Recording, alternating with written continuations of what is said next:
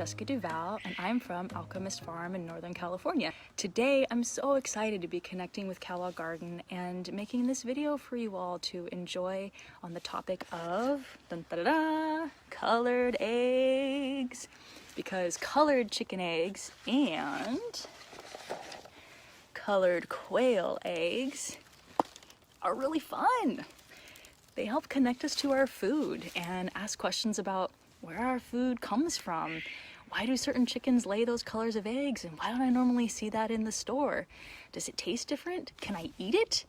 What if I want to breed for that? What if I want to have that in my backyard? All those questions will be answered in this video. There's going to be something for the chicken beginner to the chicken veteran who's been keeping chickens and or quail for a while. So the first question I always get is, can I eat those eggs? And the answer is absolutely, you can eat them. In a lot of ways, if you're having chickens in your own backyard, you're going to be getting eggs that are so much tastier and so much fresher than what you'd be getting on the shelves in the store. Now, not everybody can keep chickens, so it's okay. You just do the best you can if you're going to be buying eggs in the store, trying to go for the right labels of eggs. Pasture raised is what you want to go for. Even the phrase cage-free can be really misleading. When I was in college, I always spent a little bit of extra money, even when I didn't have it, on the cage-free eggs because I wanted to support that. But the more I read into it, I realized, oh, cage-free just means that the birds are still in a warehouse, but not in cages. And I had this idyllic idea of the birds frolicking about on grass, but no, it's not unless you buy eggs that are pasture raised that you're going to be getting that kind of quality from the store. So if store-bought eggs is your thing, try and go for that if you can, or maybe connect with a local farmer in your area who has eggs. A lot of people who keep chickens tend to get a lot of chickens. This phenomena called chicken math happens, where you get one and then suddenly you think you need a few more, and then all of a sudden you live on a chicken farm and you have a really patient husband, like me. People who love chickens just tend to really get into it and keep a lot of them. So whether you have a small backyard or a big backyard, there's usually someone in your area who would have an excess of chicken eggs that you can buy or trade from if you're looking for something real fresh. So back to color. Can I eat colored eggs? Yes, you can. The inside of it has a regular yolk, like a white or a brown egg that you'd be getting in the grocery store. The main difference is that you'll notice from these kind of eggs that have been raised properly on grass and out in the sun and eating bugs, the chicken's eating bugs and laying these kinds of eggs, the shells are really thick. When you go to crack them, you have to crack, and then they open up, and the yolk inside is pretty vibrant and beautiful. Why do the different breeds lay different colored eggs? Well, they've been bred that way. And some eggs keep kind of a cream color to them. The breeds will just always lay kind of a cream, sometimes a fun speckly. Speckled kind of creamy eggs come from our golden laced Orpingtons here on the farm. These flat cream eggs come from our double silver lace Barnevelders. And it usually happens that really beautiful chickens lay kind of like regular looking eggs. The one exception would be the French black copper Morans. They lay a really dark egg and they're really, I think, gorgeous hens. What's cool about this particular breed that lays these kind of eggs is that the darkness that's put on the egg is put on very last. You can see it here. You could rub it off with your finger. In this case, the hen had scratched some of it off. They call that the bloom that's put over the egg. It's actually a protective layer that goes over the top of the egg and keeps the egg safe from any microbes trying to enter in. So if you were to incubate these kind of eggs, never want to wash them. You want to keep the birds in conditions where they're laying in really clean environments so that the eggs are laid clean, they can be collected clean, incubated clean, and then no bacteria getting into the eggs. But with this bloom intact, the eggs are like this perfect, they're encased. It's like they're wearing armor.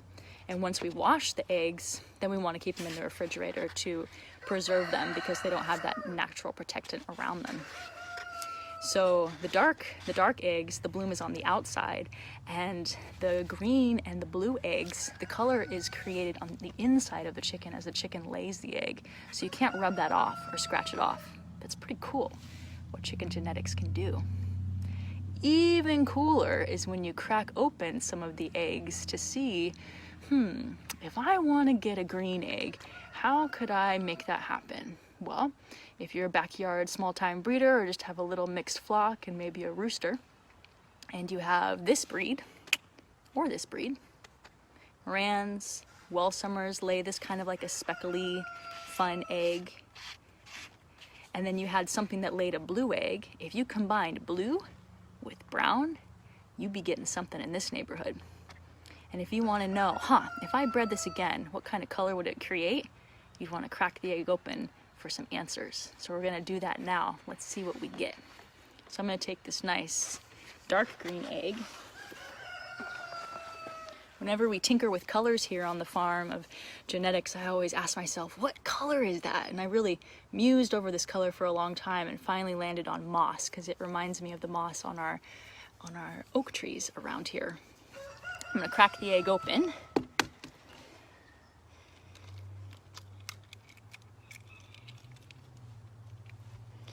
And what you can see is a really dark, nice yolk. And the yolk is standing really tall. So we call that a proud yolk. When a yolk is standing really tall and it's really firm like that, like I can really poke at it and it doesn't just immediately all over the place, that's how you know it's really fresh. Store-bought eggs, going back to that again for a moment, if you crack the egg, sometimes the yolk just kind of dissipates out.